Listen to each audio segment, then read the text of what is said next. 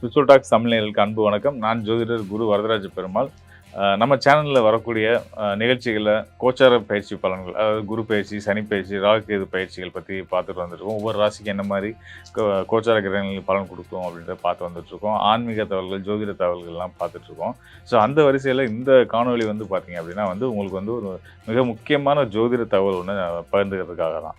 அதாவது நம்மளுடைய ஜாதகத்தில் ஒவ்வொருத்தரும் நம்மளுடைய ஒரு 12 ராசி, மேசம் முதல் மீனம் வரையான 12 ராசியில் ஒரு ராசியில் பிறந்திருப்போம் இல்லையா? ஸோ அந்த ராசிக்கு நீதிமான், கர்மகாரகன் அப்படின்னு சொல்லக்கூடிய சனி பகவான் என்ன நிலையில் இருந்தால் என்னென்ன பலன்கள் தருவார்? இப்போ முதல் ராசியிலேயே இருந்தால் என்ன பலன் தருவார்? அதாவது இது வந்து உங்களுடைய ஜனன ஜாதகத்தில், உங்கள் ஜனன ஜாதக பலன்கள் வந்து நம்ம வந்து 3 படிநிலைகளை தான் வந்து நம்ம பார்க்குறோம். ஸோ அந்த வகையில் வந்து முதல் வந்து பார்த்திங்கன்னா விதி, 2வது மதி, அதுக்கு அடுத்தது 3வது வந்து கதி. இந்த 3 படிநிலைகளை வச்சு தான் ஒரு ஜாதகத்துக்கான ஒரு யோக அவயோக பலன்கள் நம்ம முடிவு பண்ணுவோம். இப்போது விதி, மதி, கதி அப்படின்னா என்ன அப்படின்னு கேட்டிங்கன்னா, விதி அப்படின்றது வந்து லக்னம், மதி அப்படின்றது வந்து சந்திரன், கதி அப்படின்றது வந்து சூரியன். இப்போது விதி அடிப்படையில் ஒரு தோஷம் இருந்து அது சந்திரனுக்கு வந்து இல்லை அப்படின்னா அந்த தோஷம் வந்து 50% குறைஞ்சிரும். சூரியனுக்கும் இல்லை அப்படின்னா அதோட தன்மையில் வந்து 75% குறைஞ்சிரும்.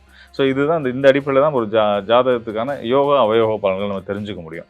ஸோ அந்த வகையில் உங்கள் லக்னத்துக்கு சனி எந்த நிலையில் இருந்தாலும் உங்கள் ராசிக்கு என்ன நிலையில் இருந்தால் என்ன மாதிரியான பலன்கள் கொடுப்பாரு, அதாவது சந்திரனுக்கு மதிக்கு என்ன நிலையில் இருந்தால் என்ன பலன்கள் கொடுப்பாரு அப்படின்றத வந்து நம்ம தெளிவாக பார்க்க போகிறோம். மேஷம் முதல் மீனம் வரையான 12 ராசிக்காரர்களுக்குமான சனியுடைய நிலை, சனி பகவானுடைய நிலை வந்து என்ன பலனாக கொடுக்கும் அப்படின்றத நம்ம தெரிஞ்சுக்க போகிறோம். தொடர்ந்து காணொலியை பாருங்கள், உங்களுக்கு கண்டிப்பாக பயனுள்ளதாக இருக்கும்.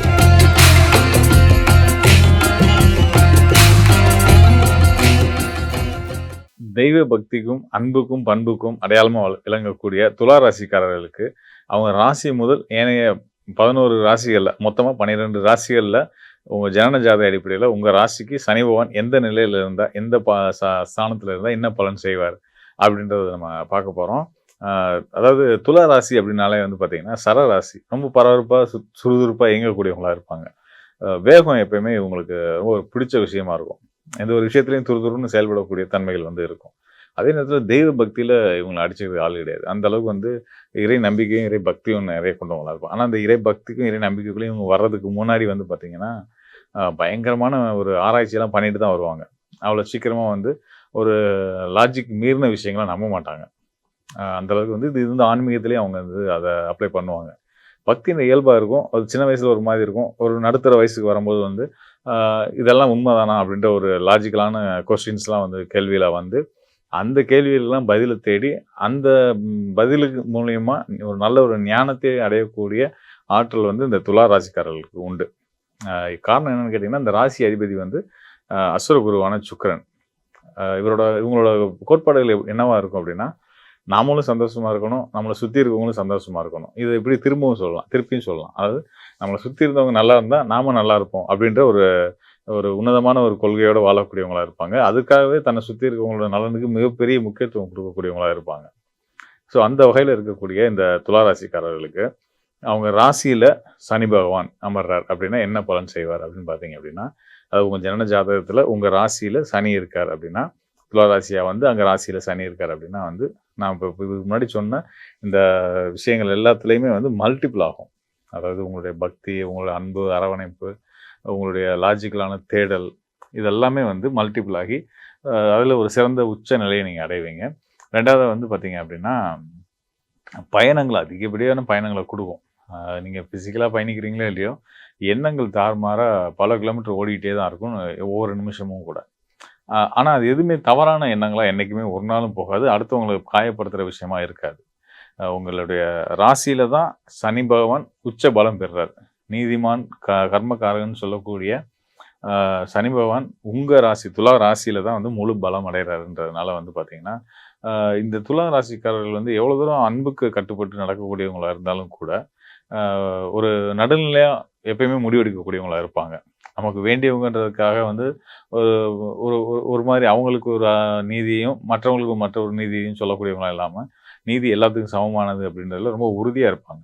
அந்த மாதிரி தான் இந்த மாதிரியான பலன்களை வந்து ராசியிலே இருக்கக்கூடிய துலா ராசியிலே இருக்கக்கூடிய சனி பகவான் செய்வார். அதுக்கு அடுத்தது ரொம்ப முக்கியமான ஸ்தானம் வந்து பார்த்திங்கன்னா குடும்பஸ்தானம். ஒவ்வொருத்தருக்கும் நம்மளோட குடும்பம் அவ்வளோ முக்கியம்.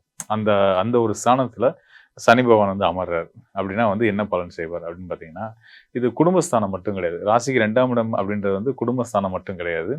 தன, குடும்ப, வாக்குஸ்தானம்னு சொல்லுவோம். நம்மளுடைய வலது கணக்கு குறிக்கக்கூடியது அதுதான்.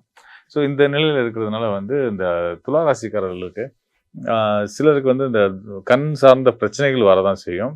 அது போக வந்து வார்த்தைகள்ல ரொம்ப கவனமா இருக்கணும்.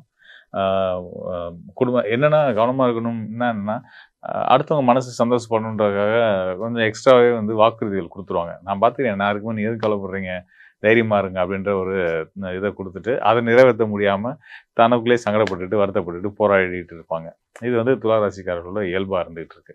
2வது அந்த ச உங்களுடைய வாக்கு பலிதம் ரொம்ப அற்புதமா இருக்கும். நீங்க ஒண்ணு சொன்னீங்கன்னா, கண்டிப்பா பலிக்குன்ற அளவு ஆத்மார்த்தமா நீங்க வந்து ஒவ்வொரு விஷயத்தையும் உள்ள இருந்து எடுத்து சொல்றதுனால, உங்களுக்கு வந்து உங்களுடைய சொல் வந்து கண்டிப்பான முறையில பலிக்கும்.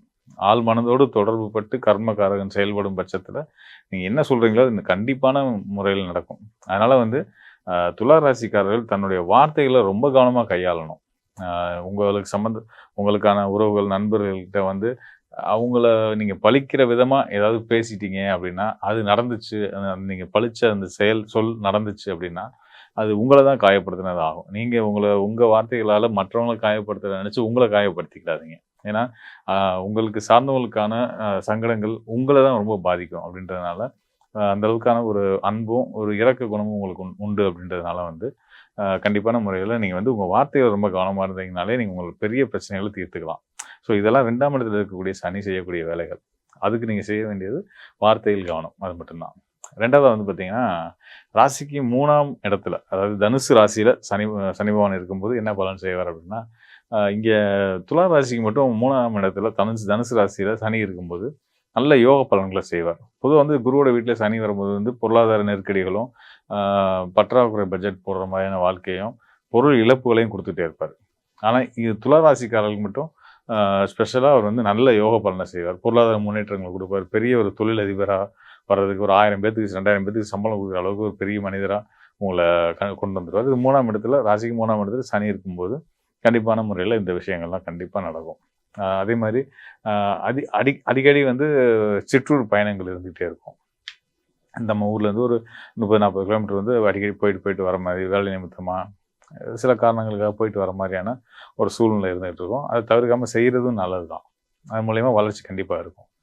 அதுக்கு அடுத்ததா மிக முக்கியமான ஸ்தானம் வந்து வீடு, மனை, வண்டி, வாகனங்கள குறிக்கக்கூடிய 4ஆம் இடம். 4ஆம் இடம் சுகஸ்தானமும் கூட.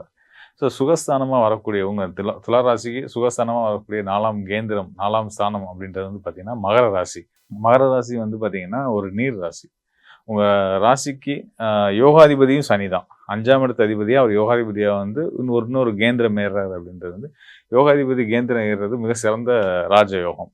ஸோ அந்த வகையில வந்து அ பக்தி, ஒரு நேர்மையான ஒரு நல்ல வாழ்க்கை, நல்ல ஒரு பொருள் ஈட்டல், இந்த மாதிரியான விஷயங்களெல்லாம் உங்களுக்கு குடுத்து, உங்களுக்கு வந்து வாழ்க்கையில மகிழ்ச்சியும், சந்தோஷத்தையும், வண்டி, வாகன யோகங்களையும், வீடு, மனை வாங்கக்கூடிய யோகங்களையும் குடுத்து, உங்க வாழ்க்கைய வந்து மேம்படுத்துவார் அப்படின்றது தான் 4ஆம் இடத்து சனி செய்யக்கூடிய வேலை.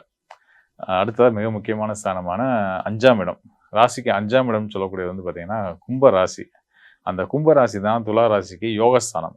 யோகஸ்தானத்தில வந்து சனி அமர்றாரு.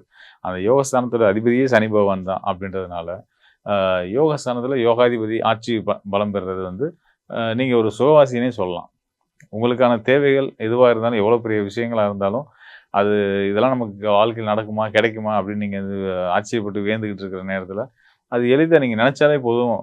இயற்கை வந்து உங்களுக்கு கொண்டு வந்து குடுத்துரும். ஸோ, அந்த அளவுக்கு வந்து சிறப்பான யோகத்த 5ஆம் இடத்துல இருக்கக்கூடிய சனி செய்வார். அதுபோக நல்ல புத்திரர்களையும் குடுத்து, புத்திரர்களால நட்பேறு, நல்ல மகிழ்ச்சியும் உங்களுக்கு கண்டிப்பான முறையில கிடைக்க செய்வார் 5ஆம் இடத்து சனி. அ அதுக்கு அடுத்த ஸ்தானம் வந்து பார்த்தீங்கன்னா, 6ஆம் இடம். 6ஆம் இடமா வரக்கூடியது வந்து துலா ராசிக்கு 6ஆம் இடமா வரக்கூடியது வந்து மீன ராசி. மீன ராசி வந்து ருணரோக சத்ருஸ்தானம்னு சொல்லுவாங்க. நோய், எதிரி, கடன் இதெல்லாம் குறிக்கக்கூடிய ஸ்தானம். ஸோ இந்த 6ஆம் இடத்துல குருவோட வீடா வரக்கூடிய அந்த மீன ராசியில உங்க ராசிக்கு அ 5க்குரிய யோகாதிபதியான சனி பகவான் அமரும்போது, உங்களுக்கு வந்து பார்த்தீங்கன்னா, உங்களுடைய நோய், எதிரி, கடன் இந்த மாதிரியான பிரச்சனைகள்லாம் எளிதா தீர்க்கக்கூடிய ஆற்றலையும், வலுவையும் குடுத்து, அ இன்னும் சொல்லப்போனா கடனால நீங்க வளரக்கூடிய யோகத்தையுமே வந்து அந்த 6ஆம் இடத்து சனி செய்வார். நெறைய பேத்துக்கு வெளிநாட்டு பயணங்களையும் குடுப்பார். வெளிநாட்டு யோகங்களையும் குடுப்பார். வெளிநாட்ல போய் தங்கியிருந்து வேலை பார்த்து சம்பாதிச்சு, குடும்பத்தோட நிலையை உயர்த்துறதுக்கான அனைத்து சப்போர்ட்டையும் வந்து 6ஆம் இடத்துல இருக்கக்கூடிய சனி பகவான் செய்வார். காரணம் என்னன்னா, சனி வந்து உங்களுக்கு ஸ்தான அடிப்படையில் 4ஆம் இடத்து அதிபதியா, பயணங்கள குறிக்கக்கூடிய ஸ்தானத்து அதிபதியா, 4ஆம் இடத்து அதிபதியா வர்றாரு. அது வந்து 4ஆம் இடம் மகர ராசி. அது ஒரு நீர் ராசி. அந்த நீர் ராசி கிரகம் 6ஆம் இடமான இன்னொரு நீர் ராசியில அமரும்போது கண்டிப்பான முறையில வெளிநாட்டு பயணத்த குடுப்பாரு அப்படின்னு சொல்லலாம். வெளிநாட்டு பயணம்னு சொல்றத விட வெளிநாட்டு யோகத்த குடுப்பாருன்றத உறுதியா சொல்ல முடியும். மேலும் நம்ம வந்து இந்த காணொளிகள்ல வந்து பார்த்தீங்கன்னா, ஒவ்வொரு ராசிக்கும் சனி எந்த நிலையில இருந்தா என்ன பலன்கள் தருவார்? அதாவது உங்களுடைய ராசி இப்ப நீங்க வந்து ஒரு குறிப்பிட்ட நாள்ல பிறக்குறீங்க. அந்த நாள்ல சந்திரன் வந்து எந்த ராசியில இருக்கோ, 12 ராசிகள்ல எந்த ராசியில இருக்கோ, அது உங்களுடைய ராசி அப்படின்றத நம்ம சொல்றோம். ஸோ அந்த வகையில வந்து பார்த்தீங்கன்னா, அந்த ராசிக்கு ஸ்தான அடிப்படையில சனி எங்கெங்க இருக்காரு? ஏன்னா சனி வந்து பார்த்தீங்கன்னா, கர்மகாரகன் இல்லையா? கர்மகாரகன் அப்படின்னா வந்து என்ன அப்படின்னு நம்ம தெரிஞ்சுக்கணும். கர்மகாரகன் அப்படின்னா நம்மளுடைய முன்வினை கர்ம வினைகளுக்கு ஏற்ப நமக்கான அ யோக அவயோகங்கள வகுத்து குடுக்கக்கூடிய கிரகம் யார் அப்படின்னு கேட்டீங்கன்னா, நீதிமான்னு சொல்லக்கூடிய சனி பகவான் தான். அ இந்த சனி பகவான் தான் வந்து நமக்கான வாழ்க்கைக்கு நம்ம செய்த நல்வினை, தீவினைக்கு ஒப்ப நமக்கான நன்மைகளையும், தீமைகளையும் தரக்கூடியவரா இருக்காரு. தீமை தர்றதுனால அவர கெட்டவரா நம்ம நினைக்க வேணாம். அவர் நியாயவான் அப்படின்றதுனால நம்ம செய்யக்கூடிய நம்ம செய்த வினைகளுக்கு ஒப்ப நமக்கான பலன்கள குடுக்க போறாரு. ஸோ அந்த வகையில வந்து சனி உன்னதமான ஒரு கிரகம். ஒவ்வொரு ராசிக்காரர்களும் அ நம்மளுடைய ராசி அடிப்படையில சனி எங்க இருக்காரு அப்படின்றத பொறுத்து அதற்கான பலன்கள் நம்ம சொல்லியிருந்தோம்.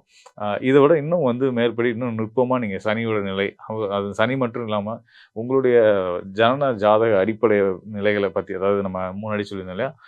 விதி, மதி, கதி. அதாவது விதின்றது லக்னம், மதின்றது சந்திரன், கதின்றது சூரியன். இந்த 3 நிலைகளின் அடிப்படையிலுமே வந்து இப்ப நம்ம பார்த்தது மதின்ற சந்திரன் அடிப்படையில பார்த்திருக்கோம் காணொளிகள்ல.